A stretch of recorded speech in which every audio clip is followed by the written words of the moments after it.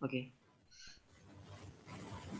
Tadi ya, elastisitas adalah derajat kepekaan perubahan kuantitas terhadap perubahan harga atau komponen lain.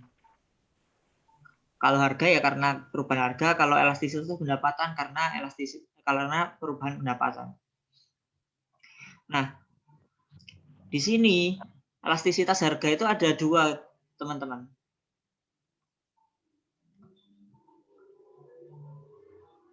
Elastisitas permintaan sama elastisitas penawaran.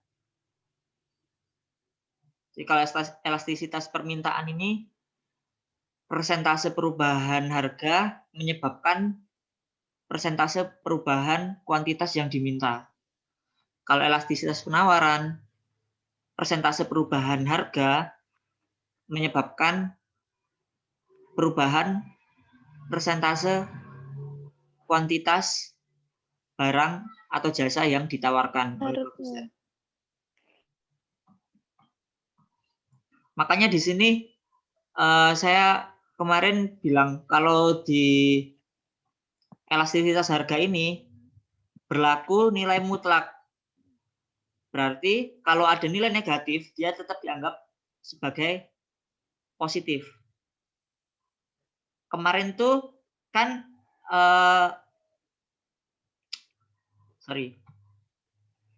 kan ketentuannya ada di sini ya. Nah, jadi kalau elastisitas kurang dari satu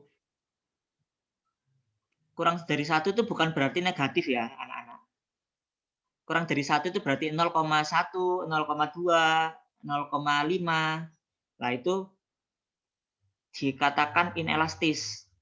Atau ketika perubahan harga sebesar X% akan menyebabkan perubahan permintaan atau penawaran kurang dari X%.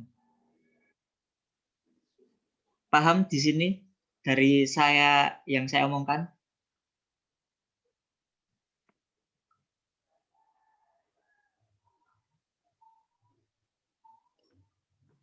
Halo?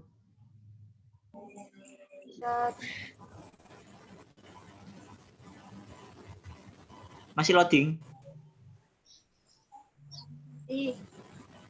Jadi misal hasil penghitungan ini ya, hasil penghitungan dengan rumus ini, delta Q itu kan berarti kan Q2 min Q1 per delta P, P2 min P1 kali P1 per Q1. Ketemunya misal 0,1 gitu. Misal ketemunya 0,1.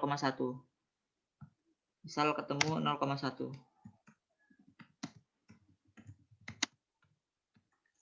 Nah, berarti kan dia termasuk kategori inelastis ya. Nah, karena dia tergolong inelastis, maka kita bisa menyimpulkan bahwa perubahan harga sebesar 1% akan menyebabkan perubahan permintaan sebesar 0,1%. 1 sama 0,1 gede mana? Banyak. Itu cuma nandain kok. Iya. 1 sama 0,1 gede mana?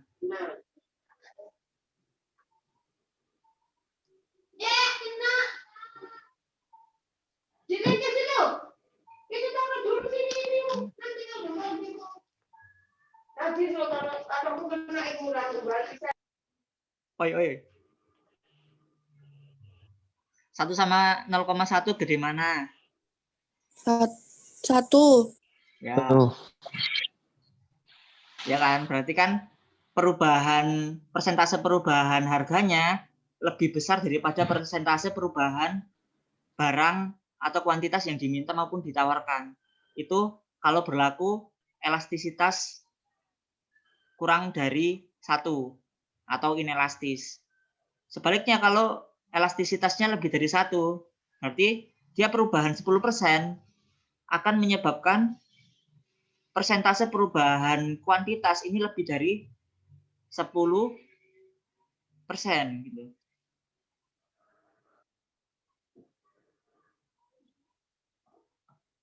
Nanti kalian kalau kurang paham bisa dilihat di video saya. Saya upload khusus untuk membahas elastisitas ini karena yang di pembahasan sebelumnya itu banyak tipe-tipe. Oke, saya lanjut ya.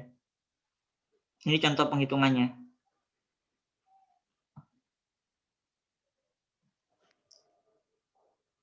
Nah ini elastisitasnya ketemu 2,5. 2,5 berarti tergolong apa? Lebih dari 1 ya? Lebih dari 1. Jadi dia tergolong elastis. Iya. Nah, berarti di sini perubahan sejumlah harga sebesar apa? 2,5% perubahan harga akan menyebabkan kuantitas barang yang diminta, ya ini yang diminta ya, atau yang ditawarkan lebih dari 2,5%, gitu ya cara bacanya.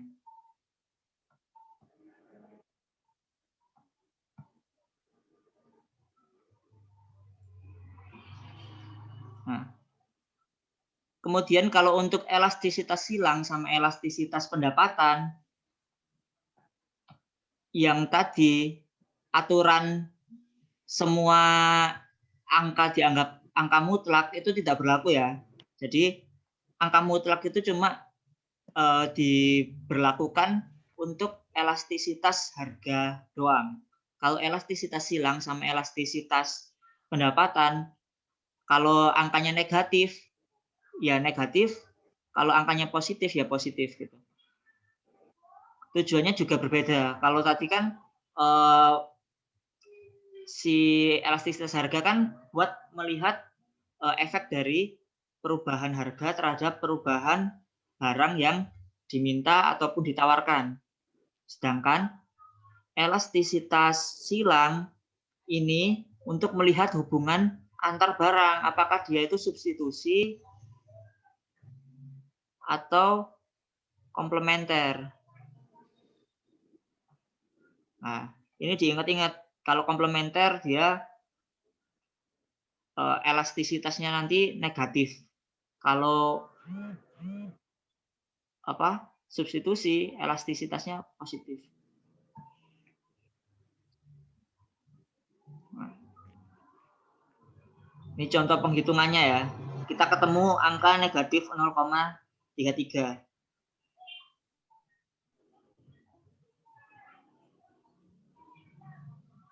Nah, koefisiennya negatif berarti dia termasuk barang komplementer. Apa barang komplementer?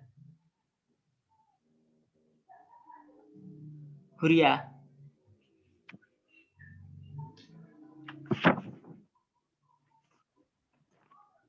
Barang Barang komplementer adalah barang apa?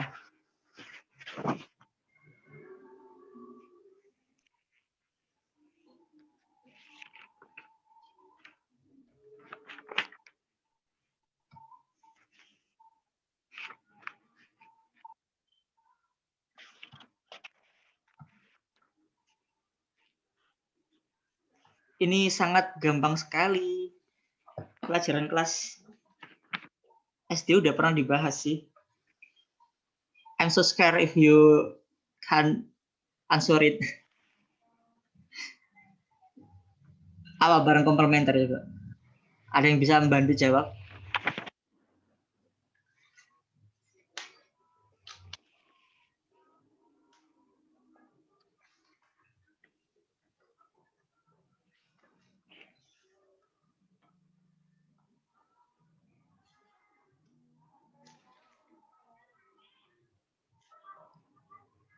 Zulfan. Zulfan apa Rizky ya yang di situ ya? Oh, Rizky. Kalau barang komplementer itu apa, Riz? Lupa Ustaz. Gimana? Lupa. Nazifa?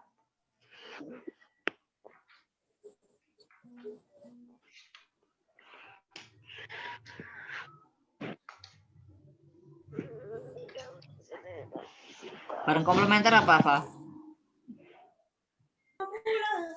Iya, Ustaz. Barang komplementer barang apa?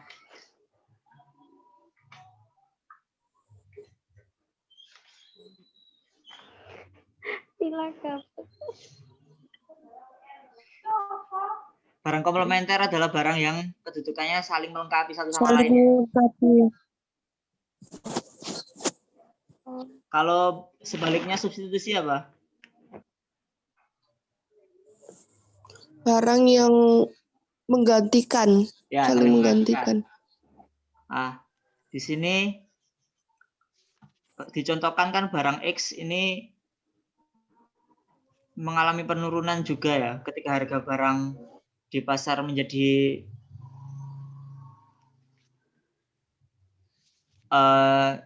mengalami kenaikan, barang X dan barang Y ini sama-sama mengalami penurunan. Nah, kalau efeknya sama gini, itu bisa diidentifikasi bahwa dia termasuk barang komplementer atau saling melengkapi satu sama lain. Nah, ini ditunjukkan oleh koefisien yang negatif. Ya, jangan lupa ya, sangat sayang sekali kalau misal saya keluarkan contoh barang komplementer, contoh barang substitusi, ternyata kalian masih bingung gitu. Padahal ini sangat dasar. Nah, ini kalau elastisitas pendapatan, padahal tidak, dia nggak melihat dari harga lagi, melainkan dia melihat dari income atau pendapatan. Jadi perubahan pendapatan sebesar X% menyebabkan perubahan kuantitas sebesar X%. Di sini juga nggak berlaku nilai mutlak. Jadi kalau nilainya ketemunya negatif, ya tetap ditulis negatif. Sorry, suaranya agak bising ya. Ini ada banyak anak kecil lewat.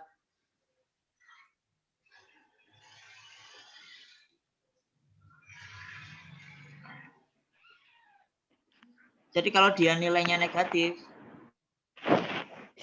berarti dia termasuk barang inferior atau dia bukan barang yang diinginkan. Ketika pendapatannya naik, justru dia akan ditinggalkan. Contohnya apa? Misal siapa? Misal Mayang, dia awalnya bekerja sebagai staf biasa. Akhirnya dengan gaji UMR. Akhirnya karena si Mayang ini pekerjaannya bagus, Mayang diangkat jadi manajer. Sehingga otomatis pendapatannya si Mayang ini meningkat drastis. Makanya Mayang biasanya makan gado-gado, akhirnya nggak mau makan gado-gado. Gado-gado dianggap inferior bagi Mayang. Gitu. Allah ya Mus. Makanya apa? Nasi Bisa. biryani. Setik es krim Ustaz. Anjay. Nah, sebaliknya barang inferior itu barang superior, barang mewah. Jadi kalau mengalami peningkatan daya beli, mengalami peningkatan pendapatan, gaya hidupnya berubah drastis. Jadi Nurma tadi yang awalnya berangkat ke kantor pakai tas Ontel. tas tas Eger gitu. akhirnya karena pendapatannya naik, dia Waduh. pakainya Pakai tas kresek. Mila. ya Kresek. tas kresek tapi impor. Apa nih, Bu? Kayak gitu ya. Impor. Contoh Channel. barang Ya. inferior sama barang superior. Jadi kalau ngitung pendapatan, elastisitas pendapatan sama elastisitas silang itu kalian nggak perlu menjadikan dia seolah-olah dia angka mutlak. Angka mutlak cuma berlaku ketika menghitung pendapatan, elastisitas harga, yaitu elastisitas penawaran dan elastisitas permintaan. Itu ya. Karena kemarin hasil dari tugas kalian itu masih banyak yang salah kaprah dalam menganggap tanda negatif angka kurang dari 1, kurang dari 0 gitu ya. Oke, dari sini ada yang ditanyakan tentang elastisitas.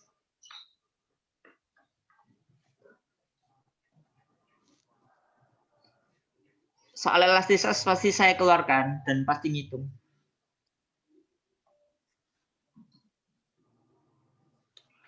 Allah ya Ustaz.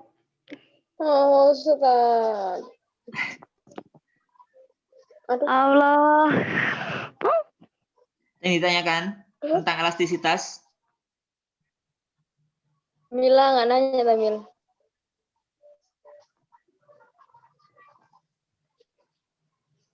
Uri gak nanya, Hur. Mila, Mil, katanya mau nanya, Mil. Astagfirullah. Gak nanya. Kalau nggak ada yang ditanyakan ya saya pindah ke yang lain. Oke. Pindah ke Allah. pembahasan.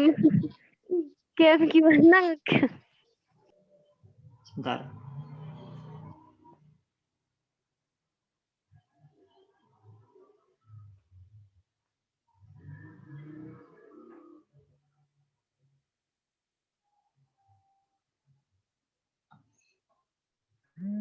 Oke, saya tak pindah ke yang lain. Ini baru ber-9 ya. Biasanya kalau pagi berapa orang yang hadir? Ya segini-gini aja, Ustaz. Nggak pagi, nggak siang. Ya, selalu sedikit, Ustaz. Oh. Kemarin kalau anak kelas 11, 16, Sedikit, Ustaz. Semua, Ustaz. ya enggak sih? Banyak banget. Pasti banyak ahwatnya kan, Us? 16 tuh banyak, Ustaz. Kita nggak pernah sampai 10. Oh iya. Ya, Iya. penyawatnya. Ini nanti saya upload di YouTube. Nggak Malas. pernah. Nah, Lalu sedikit. ini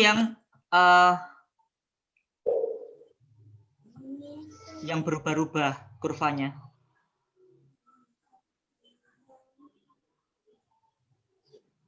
Oke, ini kan kalian masih ingat kan tentang keseimbangan pasar. Coba siapa nih? Firda. Ustaz. Fir, rumus keseimbangan pasar apa? Apa? Rumus keseimbangan pasar. Keseimbangan pasar. Yang mana, Ustadz? Oh my God. Ya ini nih. Sering buka buku ya kayak gini.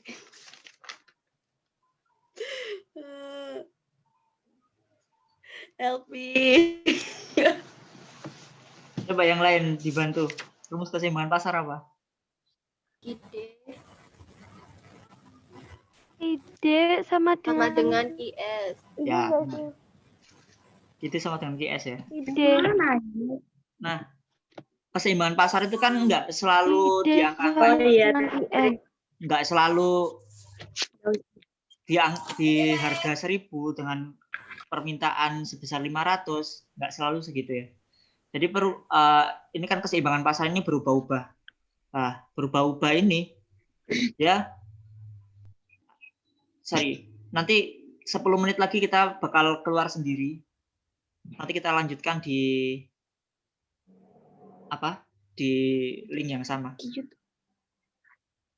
Sampai mana tadi? Jadi keseimbangan pasar ini kan nggak selalu sama ya, nggak selalu di angka yang sama. Dia tetap berubah-ubah, bergeser ataupun berpindah. Nah, sebelum ke sana kita harus tahu dulu. Ini ya. Ada permintaan efektif, yaitu permintaan suatu barang disertai dengan daya beli.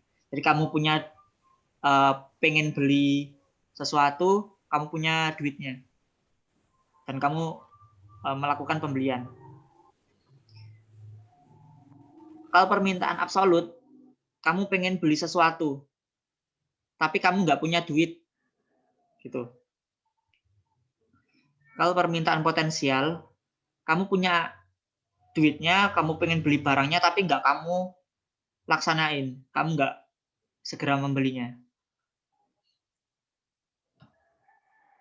Nah, ini tadi perubahan keseimbangan itu salah satunya dikarenakan perubahan dari kurva itu sendiri.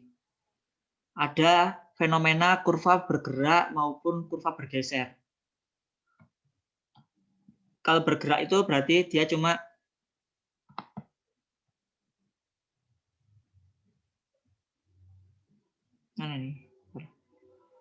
kalau bergerak itu dia cuma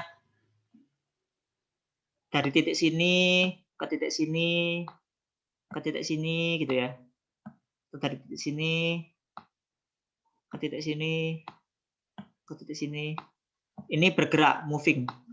Kalau dia bergeser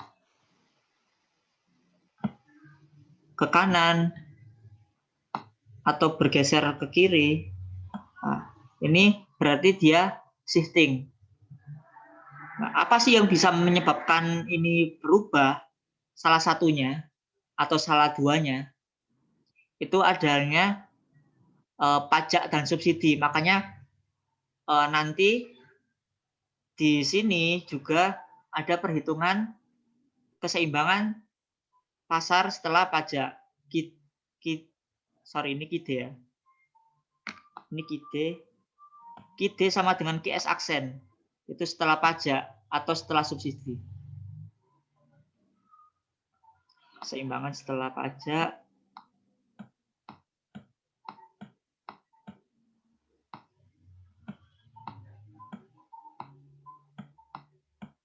Atau subsidi.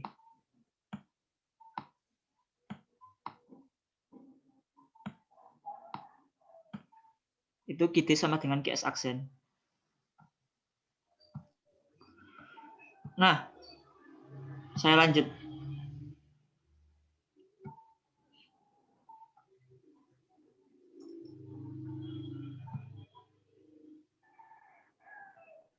Nah, ini kan gambarnya kayak gini. Dia dikarenakan adanya perubahan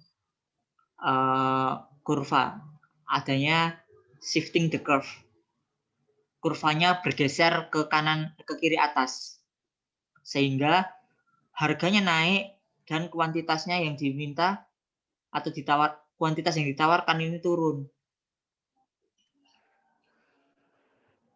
Kemarin saya juga udah ngasih tugas ya, kalau masih ingat dan ditulis di bukunya pasti ada penyebab-penyebab bergesernya kurva. Nah, kalian pelajari itu, barangkali saya keluarkan. Apa Ustaz tadi? Penyebab. Sebab-sebab bergesernya kurva. Yang tugas-tugas kemarin loh, yang nyari-nyari di internet.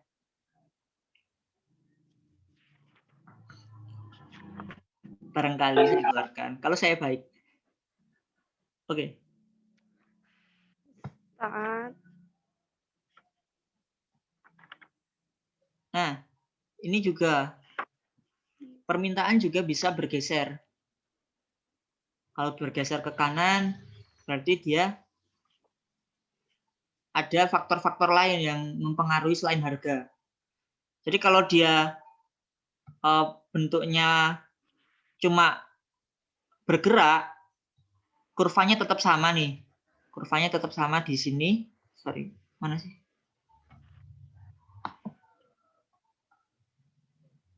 Kalau kurvanya tetap sama, di kurva yang sama, tapi dia bergerak dari titik sini ke titik sini, itu dipengaruhi harga doang. Kalau dia sampai bergeser ke kanan ataupun ke kiri, di sini juga, kalau dia bergeser ke kanan ataupun ke kiri, itu dia disebabkan oleh faktor-faktor lain selain harga. Nah, kalau di kurva permintaan, itu kan banyak nih faktor-faktor permintaan. Coba disebutkan. Ini tugasnya kemarin, kalau kalian siapa ya? Cah Mening. Siapa Cah Mening ini?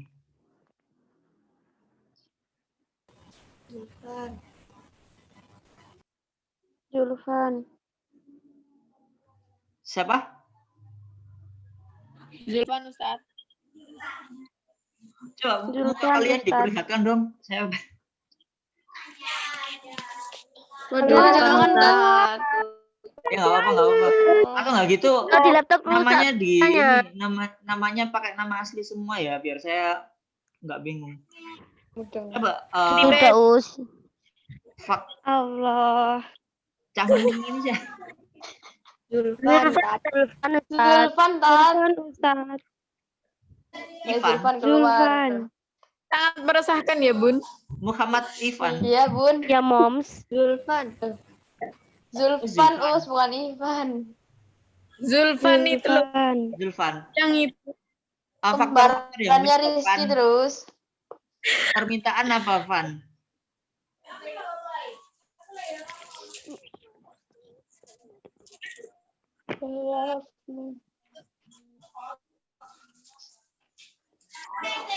Zulfan. Oh my god. Kalian ngeprank Oh my terus. God, oh my. Astagfirullah. Zulfan keluar, Allah ya. Ya Allah. Coba Astagfirullahaladzim. Enggak. faktor-faktor yang menyebabkan perubahan permintaan apa aja? Coba disebutkan aja.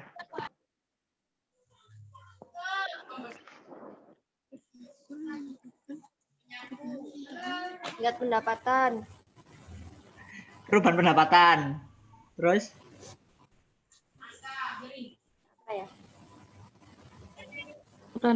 Ukuran pasar. apa? Ukuran pasar. Ya. Terus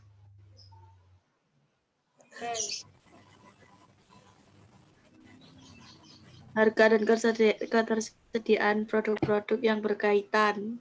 ya, harga Permintaan itu apa sendiri kemarin? atau harga barang yang berkaitan ya. Harga barang yang berkaitan itu berarti harga barang substitusi atau harga barang komplementernya. Makanya kalau tadi di elastisitas kan barang komplementer Selera. mempengaruhi permintaan barang komplementer. Terus ada selera. Nah, kalau dia mengalami pergeseran kayak di kurva yang ada di sini, ini kan bergeser ke kanan atas ya. Ini berarti bisa dipastikan dia bukan karena perubahan harga barang itu sendiri, melainkan faktor-faktor lain. Contohnya selera, terus pendapatan, dan lain-lain. Oke, kita cukupkan sampai di sini dulu. Habis gini bakal keluar sendirinya dan kalian harap masuk lagi ya. Selesai, Ustaz. Belum. Duh, belum Kalian selesai kan berarti. enak ya, nggak ada tugas dari saya. Udah. Apa Us? Enggak, saya nggak ada tugas, jadi gantinya ya saya ngoceh aja. Nggak ada tugas, Oke. Alhamdulillah. Alhamdulillah.